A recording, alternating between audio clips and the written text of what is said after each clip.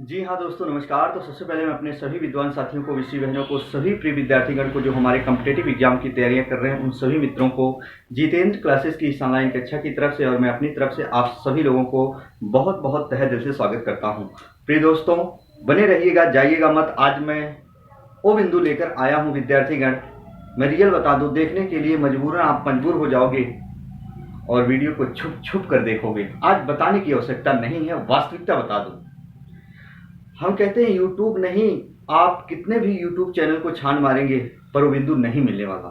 यदि मिल जाएगा तो कमेंट बॉक्स में लिख लीजिएगा कि सर इस चैनल पे जाइए, आप देख लीजिए, बताया गया है। यहां तक मैं बता रहा हूं विद्यार्थीगण, यदि आपको ऐसा लगे कि कहीं बताया गया है तो कमेंट बॉक्स में लिखिएगा, हम भी जाके देखेंगे, पर ऐसा कभी नहीं मिलेगा। विद्यार्थीगण, हमारे जो कॉम्पिटेटिव एग्जाम की तैयारियां करने वाले विद्यार्थीगण होते हैं, ज्यादातर उनके मन में ये भ्रम होता है और भ्रम दूर नहीं हुआ आज तक। उस भ्रम को मैं दूर करूंगा, परेशान मत होना। आज हम बात करेंगे विद्यार्थीगण, कृदंत क्रिया, कृदंत प्रत्यय, नाम धातु क्रिया, प्रेरणार्थक क्रिया, कृदंत क्रिया, प्रेरणार्थक क्रिया में प्रत्यक्ष प्रेरणार्थक क्या होता है, सब में बारीक अंतर होगा। जाइएगा मत, बने रहिएगा, मजा आएगा विद्यार्थीगण। तो विद्यार्थीगण आइए जरा आज हम देखेंगे नाम धातु क्रिया, तद्धित प्रत्यय, कृदंत प्रत्यय, कृदंत क्रिया, प्रेरणार्थक क्रिया में कैसे आप अंतर कर पाओगे। ध्यान से सुनिएगा, बेहतरीन कंसेप्ट के साथ सीखोगे, कभी जीवन में नहीं बोलोगे, ये मेरी गारंटी है। आइए विद्यार्थीगण, जो नाम धातु क्रिया होती है, हमेशा और हमेशा याद रखना, संज्ञा, सर्वनाम और विशेषण, संज्ञा, सर्वनाम और विशेषण के साथ यदि हम विद्यार्थीगण, बहुत ध्यान से सुनना, आना प्रत्यय, बहुत ध्यान से सुनना, आना प्रत्यय, आना सबको बना देगा काना, बता दे रहा हूं। अगर ट्रिक रट के जाओगे तो आना सबको बना देगा काना, ये मुझे पता है, पर आप भी सीख जाओ, नहीं तो आपको भी आना बना देगा काना, ये प्रत्यय। ध्यान सुनना, आपकी किताब में मिलता है कि आना प्रत्यय जोड़ देंगे संज्ञा, सर्वनाम और विशेषण में, तो याद रखना वो नाम धातु क्रिया बन जाती है, पर ऐसा नहीं, अभी मैं बाद में बता रहा हूं। ध्यान से सुनना, संज्ञा, सर्वनाम और विशेषण के अंत में यदि हम आना प्रत्यय लगा देते हैं, यदि बनने वाला वो शब्द रूप क्रिया का रूप धारण कर लेता है तो उसे नाम धातु क्रिया कहा जाता है। जी हाँ, पर ये आना प्रत्यय जुड़ना किसमें चाहिए, वो या तो शब्द संज्ञा होना चाहिए, या तो सर्वनाम होना चाहिए, या तो विशेषण होना चाहिए। इन्हीं तीन शब्दों के साथ यदि आना प्रत्यय जोड़ेंगे और वो बनने वाला शब्द रूप आखिर में जो ये बना इधर वो क्रिया बन जाए, उसी को नाम धातु क्रिया कहा जाएगी। जैसे देखो विद्यार्थीगण, मैंने लिखा ठंडा, ठंडा शब्द विशेषण यानी विशेषण हुआ, अपना शब्द सर्वनाम हुआ, और चिकना शब्द विद्यार्थीगण हमेशा और हमेशा संज्ञा हुआ यानी विशेषण हुआ, चमक हुआ भाववाचक संज्ञा, गर्म हुआ विद्यार्थीगण विशेषण हुआ, हाथ हुआ संज्ञा, बात हुआ संज्ञा, लात हुआ संज्ञा, और इसमें ठंडा में आना प्रत्यय जोड़ा, बना क्या, ठंडाना। ठंडाना क्या बनी विद्यार्थीगण, क्रिया बनी। बहुत ध्यान सुनना, फिर मैंने कहा अपना प्लस आना प्रत्यय जोड़ा, अपनाना, अपनाना, कोई चीज अपना रहे हैं, क्रिया हो रही है। चिकना प्लस आना प्रत्यय, चिकनाना, कोई चीज चमका रहे हैं, चिकना रहे हैं, क्रिया। चमक प्लस आना, चमकाना क्या है, क्रिया। गर्म प्लस आना प्रत्यय, गरमाना, क्रिया, चाय गरमा रहे, दूध गरमा रहे हैं। हाथ से संज्ञा हथियाना, बात से संज्ञा बतियाना, ला से संज्ञा लतियाना। बहुत ध्यान सुनो। अब आइए हम उदाहरण दे रहे हैं, आपके एग्जाम में पूछेगा ऐसे, पढ़ाना, लिखाना, हंसाना, सुनाना, एक इसमें से दे देगा ठंडाना। बहुत ध्यान सुना, ऐसे देगा पढ़ाना, लिखाना, हंसाना, सुनाना, ऐसे दे देगा ठंडाना। पूछेगा 4 ऑप्शनों में से, 5 ऑप्शनों में से कौन सा नाम धातु क्रिया का उदाहरण है, तो आना सब में जुड़ा, बना दिया काना। बहुत ध्यान सुना, यहूं आना जुड़ा, देखो पढ़ाना, लिखाना, हंसाना, सुनाना। लेकिन विद्यार्थीगण, ये पढ़ाना में पढ़ धातु, लिखाना में लिख धातु, हंसाना में हंस धातु, सुनाना में सुन धातु। तो क्रिया का मूल रूप धातु के साथ यदि आना जोड़ोगे, क्रिया का मूल रूप यदि धातु के साथ आना प्रत्यय जोड़ेंगे, तो देखो पढ़ाना, लिखाना, हंसाना, सुनाना बना। यहाँ भी आना आना आया, लेकिन अंतर क्या है, यहाँ संज्ञा, सर्वनाम और विशेषण के साथ हम प्रत्यय जोड़ रहे थे आना, पर यहाँ क्रिया का मूल रूप धातु के साथ आना जोड़ोगे तो याद रखना प्रेरणार्थक क्रिया का उदाहरण बन जाएगा। प्रेरणार्थक क्रिया, वो भी प्रथम प्रेरणार्थक बनेगा, याद रखना। फिर अभी हम बताते हैं, ध्यान सुनो, प्रथम प्रेरणार्थक बना। आइए, तद्धित प्रत्यय क्या होता है, सेम परिभाषा। अब जरा देखो तद्धित प्रत्यय क्या होता है, यहाँ भी संज्ञा, सर्वनाम और विशेषण के साथ यदि हम कोई प्रत्यय लगा दे, बहुत ध्यान सुनना विद्यार्थीगण, संज्ञा सर्वनाम और विशेषण के साथ यदि हम कोई प्रत्यय लगा देते हैं, बनने वाला जो शब्द बनेगा वो इन्हीं विकारी शब्दों का निर्माण करे, संज्ञा सर्वनाम और विशेषण का ही निर्माण कर दे, तो याद रखना उसे ही तद्धित प्रत्यय, जैसे मीठा शब्द विशेषण है खुद, और आस जोड़े मिठास बना, वो भाववाचक संज्ञा बना। बहुत ध्यान सुनना, परक्रिया ना बने, परक्रिया ना बने, याद रखना परक्रिया ना बने। मानव संज्ञा ता जोड़े मानवता, भाववाचक संज्ञा, मानव तो संज्ञा जातिवाचक संज्ञा, पर ता जोड़े तो मानवता भाववाचक संज्ञा। इन्हीं विकारी शब्दों में से निर्माण किसी का करना चाहिए। अच्छा शब्द विशेषण प्लस आई अच्छाई हुआ विद्यार्थीगण, हमेशा और हमेशा भला शब्द अच्छा शब्द विशेषण है, आई जोड़े भलाई अच्छाई हुआ, और हमेशा याद रखना विद्यार्थीगण ये संज्ञा का निर्माण किया, भाववाचक संज्ञा। और ध्यान सुना, नहीं तो गलत करोगे। क्यों? क्योंकि हमेशा और हमेशा आप जानते हैं विद्यार्थीगण, भाववाचक संज्ञा का निर्माण किससे होता है? बहुत मनोयोग से सुना, भाववाचक संज्ञा का निर्माण किससे होता है?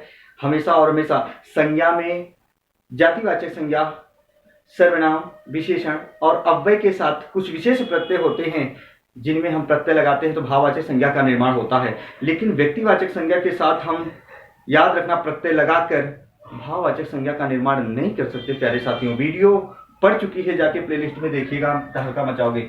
चमक शब्द संज्ञा भाववाचक, ना प्रत्यय मैंने लगा दिया, चमकना बना क्या? विशेषण, इन्हीं विकारी शब्दों में से बना। पर है क्या? संज्ञा में जुड़ रहा है, जरा देखो। अपना प्लस तो है, अपना तो भाववाचक संज्ञा बना। सुंदर प्लस था सुंदरता विद्यार्थीगण, भाववाचक संज्ञा बना। पर ये क्या है? ये सब संज्ञा सर्वनाम विशेषण है जो इधर हम लिखे हैं। इधर संज्ञा सर्वनाम विशेषण है और इधर जो मैंने प्रत्यय लगाया, बनने वाला जो ये शब्द बना, इन्हीं तीन विकारी शब्दों में से निर्माण किया। बहुत ध्यान सुना, जैसे समाज प्लस इस सामाजिक, ऐसे मानव प्लस ई मानवीय, ऐसे शहर जमा ई शहरी। तो विद्यार्थीगण देखो, समाज संज्ञा, मानव संज्ञा, शहर संज्ञा, अब आप समझ गए। लेकिन कुछ हमारे विद्यार्थीगण अभी भी गलतियां करेंगे, बहुत ध्यान से सुना। आइए जरा देखते हैं विद्यार्थीगण, 4 ऑप्शन मैंने यहाँ लिखा है, 4 ऑप्शन मैंने यहाँ लिखा है। जैसे अब आई प्रत्यय लगाकर आपके कंसेप्ट कैसे क्लियर होंगे उसको मैं बता रहा हूँ। जैसे मैंने अच्छाई लिखा, पढ़ाई लिखा, हंसाई लिखा, लिखाई लिखा। ऐसे अब इसमें से पूछेगा विद्यार्थीगण, बताओ तद्धित प्रत्यय का उदाहरण बताओ, तद्धित प्रत्यय का उदाहरण बताओ इन ऑप्शनों में से। तो तद्धित प्रत्यय क्या? संज्ञा सर्वनाम और विशेषण में ही प्रत्यय जुड़ना चाहिए। तो देखो, अच्छा इस शब्द में विशेषण है प्लस आई जुड़ा है, इसमें आई जुड़ा है अच्छाई, तो यानी ये अच्छा शब्द इसमें से विशेषण मिला। लेकिन ऐसे सेम दिखेगा पढ़ाई, हंसाई, लिखाई, तो पढ़ाई में पढ़ धातु मिला, यहाँ संज्ञा सर्वनाम और विशेषण नहीं मिला, पढ़ धातु मिला। हंसाई में हंस धातु मिला, लिखाई में लिख धातु मिला। तो हमेशा और हमेशा याद रखना विद्यार्थीगण, इसका मतलब यह हुआ इन 4 ऑप्शनों में से सिर्फ अच्छाई हुआ तद्धित प्रत्यय, बाकी सभी तद्धित प्रत्यय के उदाहरण नहीं है। बात ध्यान सुनना, इसे सेम मिलेगा। जैसे मैंने आना वाला बताया, जैसे मैंने यहाँ आई वाला बताया, समझना, याद रखना। वीडियो को लाइक जरूर कर दीजिएगा और चोरी चुप्पा देखोगे वीडियो, मुझे पता है विद्यार्थीगण नहीं मिलेगा यार, कंसेप्ट कहीं नहीं मिलेगा। आप जाके दुनिया में कहीं ढूंढ लो। आप सोचते हो कि हम सब कुछ बहुत जानते हैं, पर कुछ नहीं जानते हो। वास्तविकता बता दूं, हिंदी व्याकरण भी अपने आप में बहुत महत्वपूर्ण भूमिका का रोल अदा करता है। तो आइए जरा देखो, गलतियां मत करना कभी। ऐसे देगा, जैसे मैंने दिया भलाई, जैसे मैंने दिया बुराई, जैसे मैंने दिया अच्छाई। तो विद्यार्थीगण हमेशा और हमेशा ये भलाई, बुराई और अच्छाई जो है ना, ये सभी के सभी भाववाचक संज्ञा के उदाहरण बन जाते हैं। तो हमेशा और हमेशा याद रखना, क्योंकि ये भला शब्द विशेषण है, बुरा शब्द विशेषण है, अच्छा शब्द विशेषण है। हमेशा और हमेशा जब संज्ञा सर्वनाम और विशेषण के साथ हम कोई प्रत्यय जोड़ते हैं, इन्हीं शब्दों में से निर्माण करें तो उन्हीं को तद्धित प्रत्यय कहा जाता है, जैसे मैंने यहाँ बताया। आइए कृदंत प्रत्यय में क्या अंतर है और कृदंत क्रिया में अंतर हम देखते हैं। बहुत ध्यान सुना, कृदंत प्रत्यय जो होता है, धातु या क्रिया में हम जो प्रत्यय जोड़े, धातु या क्रिया में, जैसे लिख, पढ़, हंस, तैर, उड़, लिख, खेल, लूट, खेल, लिख, घूम। याद रखना क्रिया का मूल रूप है धातु। याद रखना, धातु या क्रिया में जो हम कोई प्रत्यय लगा देते हैं, बनने वाला शब्द क्रिया ना बने, तो वही कृदंत प्रत्यय होगा। अरे भाई है कृदंत प्रत्यय, तो क्रिया बना लोगे तो हो जाएगा गलत। तो देखो, क्रिया का मूल रूप धातु, लिख प्लस आई लिखाई। जरा देखो विद्यार्थीगण, लिख प्लस आई लिखाई, क्रिया का निर्माण नहीं किया। पढ़ जमा आई पढ़ाई, हंस जमा आई हंसाई, तैर प्लस आग तैराक, उड़ जमा आन उड़ान, लिख जमा आवट लिखावट, खेल जमा औना खिलौना, लूट जमा एरा लुटेरा, खेल जमा आड़ी खिलाड़ी, ऐसे लिख जमा अक लेखक, ऐसे घूम जमा आओ घुमाओ कर दिया। बहुत ध्यान से सुनना। इसका मतलब यह हुआ विद्यार्थीगण, जहां क्रिया का मूल रूप धातु या क्रिया में हम कोई प्रत्यय जोड़ते हैं, पर बनने वाला शब्द क्रिया नहीं बनना चाहिए। भगवान क्रिया नहीं बने। क्रिया बन जाएगा तो गलत कर दोगे, क्रिया बन जाएगा तो गलत कर दोगे, याद रखना, तुरंत गलत होगा। तो क्रिया का निर्माण इन्होंने नहीं किया, याद रखना, तो उसे कृदंत प्रत्यय कहा जाता है। आइए विद्यार्थीगण, इधर हम कुछ बताने वाले हैं। कृदंत क्रिया सेम वही चीज है। क्रिया या धातु में हम जो कोई प्रत्यय लगाते हैं, लेकिन याद रखना इसकी परिभाषा क्या है, ना प्रत्यय के अलावा कोई भी प्रत्यय लगाने से शब्द क्रिया का रूप धारण कर ले। जी हाँ, धातु में ना प्रत्यय के अलावा कोई भी प्रत्यय, ना प्रत्यय नहीं लिखना है, जैसे पढ़ना लिखना हंसना बोलना जाना खाना पीना, ना नहीं, तो ना प्रत्यय के अलावा कोई प्रत्यय लगाने से यदि वो शब्द क्रिया का रूप धारण कर ले, लेकिन इसमें क्रिया का रूप धारण नहीं करता था, इसमें क्रिया का रूप धारण कर लेगा। वो चाहे वर्तमान की क्रिया हो, चाहे भूत की क्रिया हो, चाहे भविष्य काल की क्रिया हो। जैसे देखो, उग प्लसता, उगता, उगता, ये वर्तमान काल की क्रिया हो गई। जी हाँ, वर्तमान काल की क्रिया हो गई। पढ़ जमाता पढ़ता, ऐसे पढ़ जमाता पढ़ता, पढ़ा पढ़ते पढ़ी, पढ़ेगा। हम यहाँ प्रत्यय जोड़े हैं, ता प्रत्यय, आ प्रत्यय, ते प्रत्यय, ई प्रत्यय, एगा, लेकिन ना प्रत्यय नहीं जोड़ना है। ऐसे चाहे पढ़ चल हंस उग, याद रखना, उसमें ये ता ती ते आ ई एगा एगी विशेषकर ये प्रत्यय होते, अगर कहीं दिख जाए विद्यार्थीगण, ये क्रिया का निर्माण ही करते हैं। तो जैसे देखो, चल जमा ता चलता, ये क्रिया है वर्तमान काल की। उड़ जमा ई उड़ी, याद रखना, इसे चल जमा एगा चलेगा, ये सब क्रिया हो गई।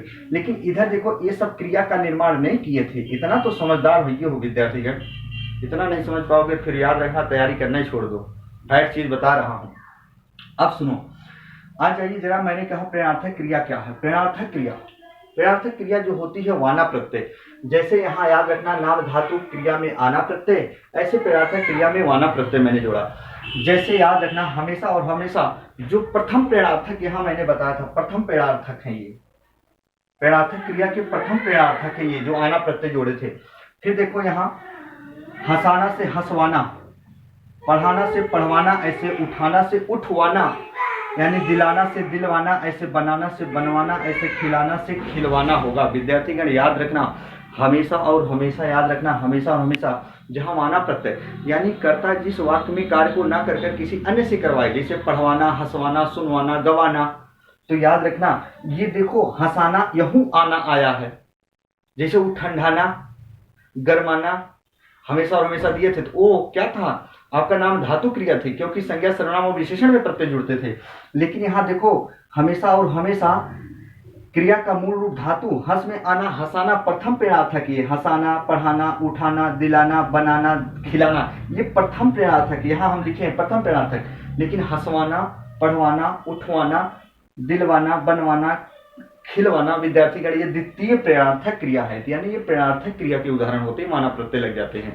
और यहू आना आएगा, देखने में लगेगा कि नाम धातु क्रिया, हंसाना, पढ़ाना, उठाना, दिलाना, पर अंतर क्या रहेगा, यहाँ क्रिया का मूल रूप धातु में यदि आना जुड़ेगा तो प्रेरणार्थक क्रिया का उदाहरण होता है, वो भी प्रेरणार्थक क्रिया में प्रथम प्रेरणार्थक होता है। तो याद रखना विद्यार्थीगण, वीडियो को लाइक और सब्सक्राइब जरूर कर दीजिएगा यदि वीडियो अच्छी लगी हो तो।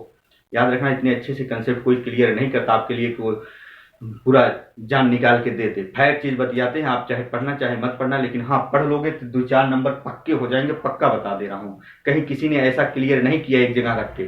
तो विद्यार्थीगण, मेरी कक्षा यहीं तक होगी, एक बार आप स्क्रीनशॉट लीजिए।